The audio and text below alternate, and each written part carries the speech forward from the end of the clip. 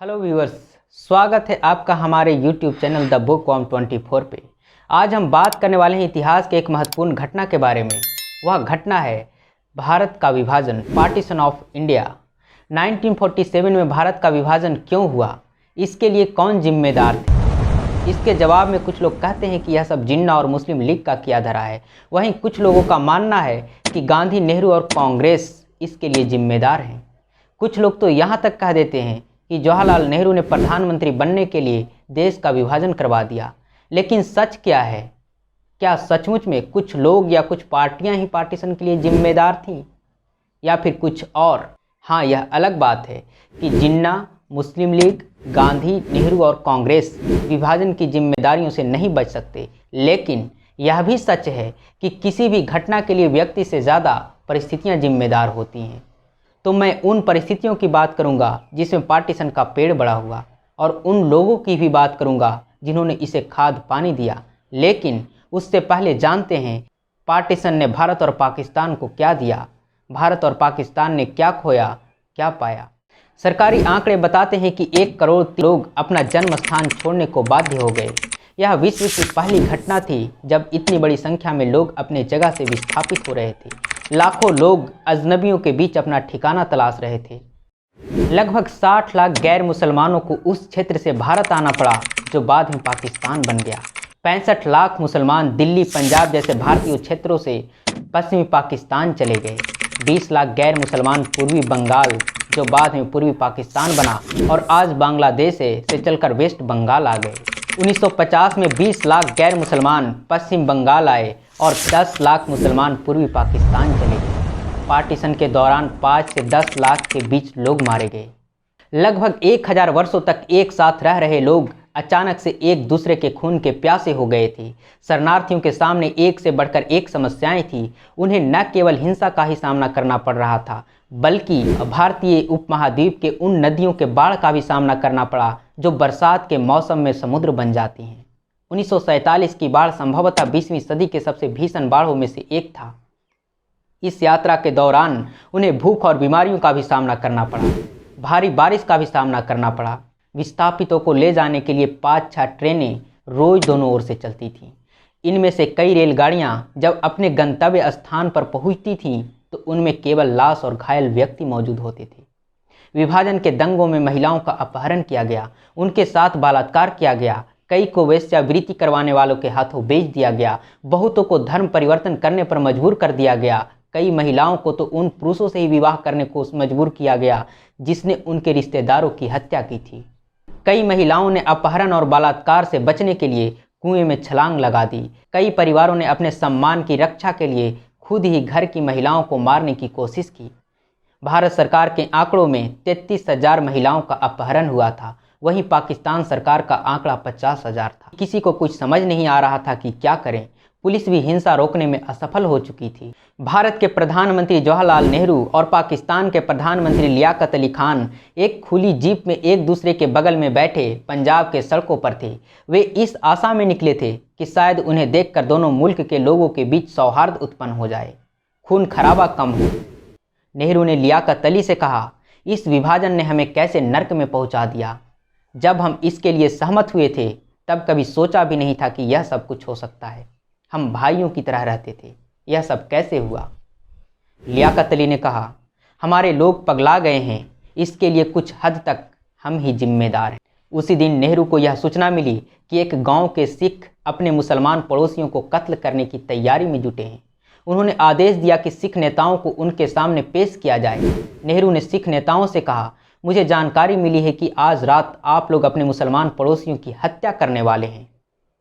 अगर उन्हें खरोच भी आई तो कल सुबह मैं आप सबको यहाँ जमा करवाकर खुद अपने बॉडीगार्ड को आदेश दूंगा कि सबको गोली मार दें। नेहरू सांप्रदायिक पागलपन से निपटने की हर संभव प्रयास कर रहे थे। वह किसी भी तरह से अमन कायम करना चाहते थे। उन्हें कितनी कामयाबी मिली या हिंसा का प्रभाव कितना कम हुआ, यह तो एक अलग विषय है। फिलहाल तो हम यह बात करेंगे कि ऐसी परिस्थिति उत्पन्न ही क्यों हुई, इसके लिए कौन जिम्मेदार था। मुस्लिम लीग, जिन्ना, कांग्रेस, नेहरू, गांधी, पटेल या फिर ब्रिटिश सरकार। मैं एक एक कर इन सब के द्वारा लिए गए उन स्टेप्स का जिक्र करूंगा जो विभाजन की ओर जाते थे। फिर ये आप तय करेंगे कि पार्टीशन के लिए कौन और कितना जिम्मेदार था। तो शुरुआत करते हैं मुसलमानों से और उनके नेताओं से, जानते हैं कि वे कैसे देश के बंटवारे के लिए जिम्मेदार थे। 12वीं सेंचुरी में मुसलमान भारत आते हैं, या फिर कहें कि हिंदुस्तान में सियासत के केंद्र बिंदु बन जाते हैं। 1192 में तराइन की दूसरी लड़ाई में पृथ्वीराज चौहान को हराकर मोहम्मद गौरी दिल्ली में सल्तनत कायम करता है और अपने गुलाम कुतुबुद्दीन ऐबक को दिल्ली का सिंहासन सौंपकर अपने देश लौट जाता है।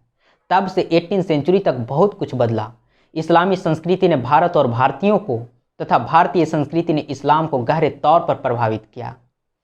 इस्लाम तो पश्चिम एशिया के इस्लाम से काफ़ी बदल गया। सामान्य तौर पर इस्लाम में गीत संगीत की मनाही है, लेकिन भारत आकर इस्लाम ने गीत संगीत को अपना लिया। इस्लाम के बीच सूफी संत उभरे जो गीत गाकर अपने ईश्वर की आराधना किया करते थे, ठीक उसी तरह जैसे हिंदू धर्म में भक्ति संत भजन गाकर ईश्वर की आराधना किया करते थे।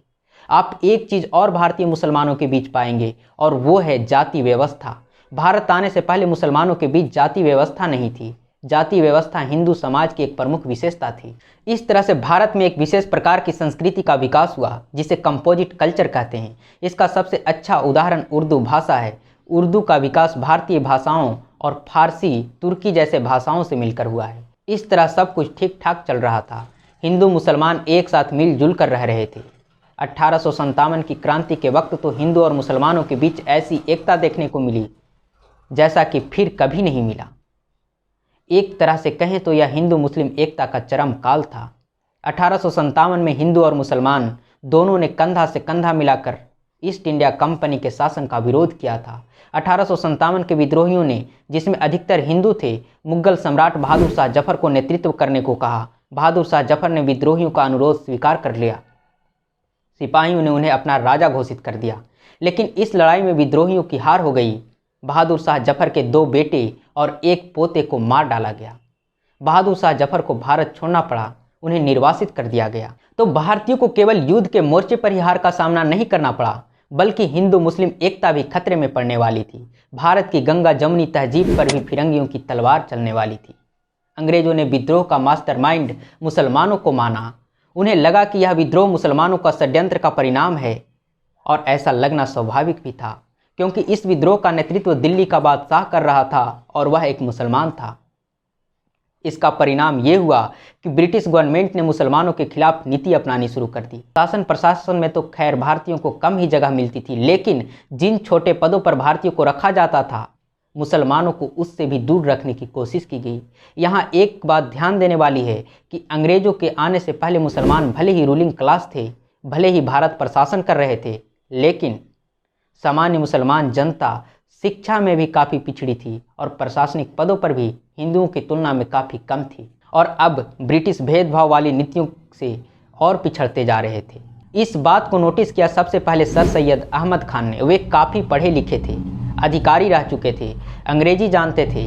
उन्होंने मुसलमानों की दशा सुधारने के प्रयास शुरू कर दिए। उन्होंने अलीगढ़ में मोहम्मडन एंग्लो ओरिएंटल कॉलेज की स्थापना करी। सर सैयद अहमद खान चाहते थे कि मुसलमान रंग और रक्त में तो भारतीय हों, धर्म में मुसलमान हों, लेकिन अपने दृष्टिकोण, रुचि और नैतिकता में अंग्रेज हों। उन्होंने कहा, पहले मुसलमानों को शिक्षा प्राप्त कर नौकरियां प्राप्त करनी चाहिए, जिससे वह हिंदुओं की बराबरी कर सकें। उन्होंने महसूस किया कि इस उद्देश्य को पूरा करने के लिए अंग्रेजों की कृपा जरूरी है। अंग्रेजों के सहयोग के बिना मुसलमानों का विकास नहीं हो सकता। इसलिए सर सैयद अहमद खान ने अंग्रेजों के समर्थन का रास्ता अपना लिया। 1882 में लॉर्ड रिपन वाइसराय था। इसने लोकल सेल्फ गवर्नमेंट एक्ट लाया। सर सैयद अहमद खान समझ गए कि अब वोट की राजनीति होगी, मतलब जिसके पास ज़्यादा वोट होगा सत्ता उसे ही प्राप्त होगी। ब्रिटिश ने सत्ता मुसलमानों से छीनी थी, लेकिन वोट की राजनीति का मतलब था कि मुसलमानों को फिर कभी सत्ता नहीं मिल सकती थी, क्योंकि हिंदुओं की तुलना में उनकी संख्या काफ़ी कम थी। यही कारण था कि सर सैयद अहमद खान ने कौम का सिद्धांत लाया। उन्होंने ब्रिटिश सरकार से कहा, मुसलमान और हिंदू 2 अलग अलग कौम हैं, इसलिए अगर वोट लेना ही है तो 2 वोट लें, एक मुसलमानों का और दूसरा हिंदुओं का। यहीं से मुस्लिम एलिट क्लास के दिमाग में देश से बड़ा धर्म हो गया। वे कहने लगे कि केवल वोट या आदमी की गिनती मत करो, जिसका ज़्यादा संख्या है उसे ज़्यादा अधिकार मत दो, बल्कि राजनीतिक महत्वाकांक्षा देखते हुए दोनों को बराबर बराबर अधिकार दो, चाहे उनकी संख्या कुछ भी हो।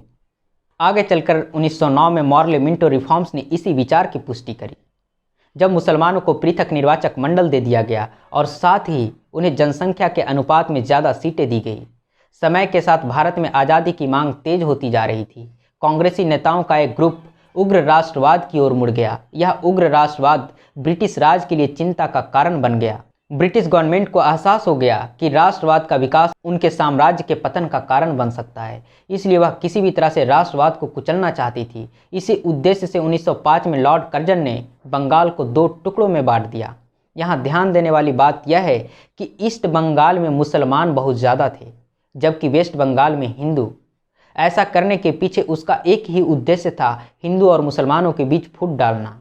उसने साफ कहा कि इससे मुसलमानों को वह एकता मिलेगी जो उन्हें बादशाहों और नवाबों के ज़माने में भी नहीं मिल सकी थी। ऐसा करके वह मुसलमानों को अपने पक्ष में करके राष्ट्रवादी आंदोलन को कमज़ोर करना चाहता था।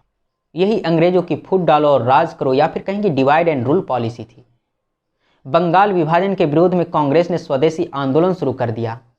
वहीं दूसरी तरफ 1 अक्टूबर 1906 को 35 कुलीन मुसलमान नेता शिमला जाकर वाइसराय लॉर्ड मिंटो से मिलते हैं। नेतृत्व कर रहे थे आगा खान।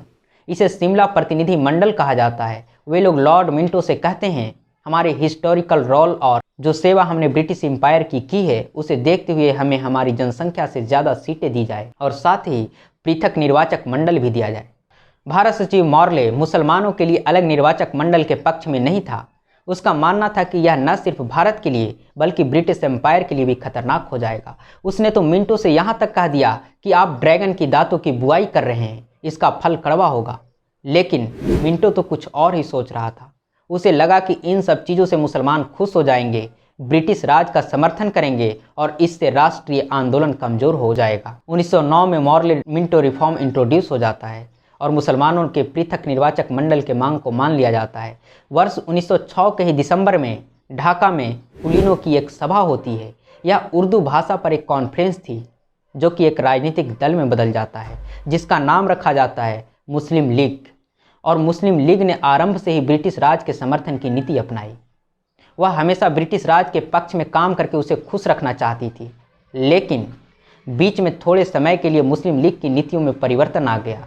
जब लीग की कमान मौलाना अबुल कलाम आज़ाद, जफ़र अली खान, हसन इमाम जैसे राष्ट्रवादी झुकाव वाले मुसलमानों के हाथों में आ गई, तब वह भी आज़ादी की मांग करने लगी। मुस्लिम लीग ने ब्रिटिश विरोधी रुख अपना लिया और 1913 में स्वराज का प्रस्ताव पारित कर दिया। यहाँ ध्यान देने वाली बात यह है कि कांग्रेस 1906 में ही कलकत्ता अधिवेशन में स्वराज का प्रस्ताव पारित कर चुकी थी। एक तरह से देखें तो अब कांग्रेस और मुस्लिम लीग का एक ही उद्देश्य हो गया था, देश की आज़ादी। इसका स्वाभाविक परिणाम था लखनऊ पैक्ट। दोनों के बीच समझौता हो गया। समझौता लखनऊ में हुआ था। 1916 में हुए इस समझौते को इतिहास में लखनऊ पैक्ट के नाम से जाना जाता है। अब यहाँ से मुख्य खिलाड़ी के रूप में एंट्री होती है कांग्रेस की। अब मैं बात करूँगा कांग्रेस के द्वारा लिए गए उन फैसलों की जिसकी वजह से धार्मिक अलगाववाद को प्रोत्साहन मिला। लेकिन उसके लिए आपको वेट करना होगा नेक्स्ट वीडियो का। यदि आपको वीडियो पसंद आई हो तो लाइक कर दें, ज़्यादा से ज़्यादा शेयर कर दें और अगर आप हमारे चैनल पर नए हैं तो चैनल को सब्सक्राइब कर दें। यदि वीडियो फेसबुक पर देख रहे हैं तो द बुकवर्म 24 पेज को लाइक कर दें, फॉलो कर लें।